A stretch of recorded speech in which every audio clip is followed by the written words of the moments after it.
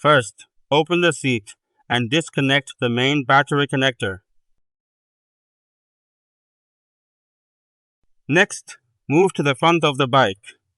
Reach under the front cover and loosen the screw shown here, then remove it completely. Now move to the side panel next to the controller.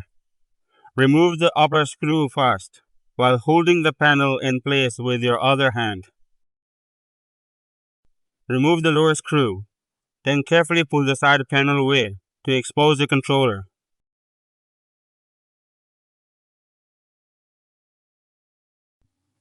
The silver-finned unit is the CEMOTO controller. Support it with one hand while you loosen the lower mounting bolt. Keep turning until the bolt comes all the way out.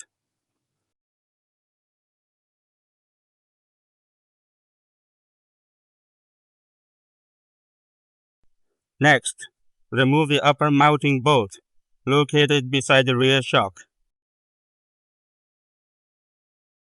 With both mounting bolts removed, pull the controller out and rotate it toward you. On the back of the controller, remove the two small screws holding the black terminal cover in place.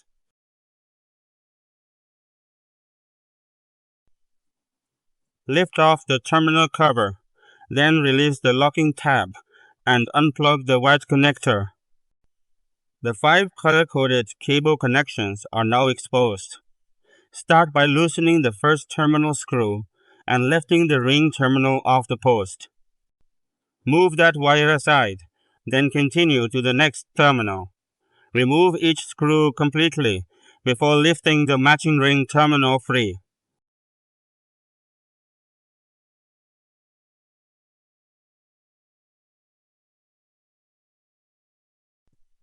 Continue working across the controller, one connection at a time.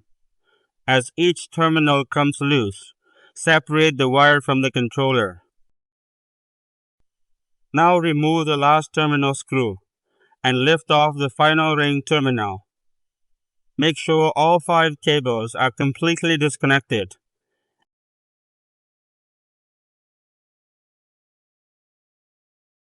And there it is. The original CEMOTO controller is completely removed.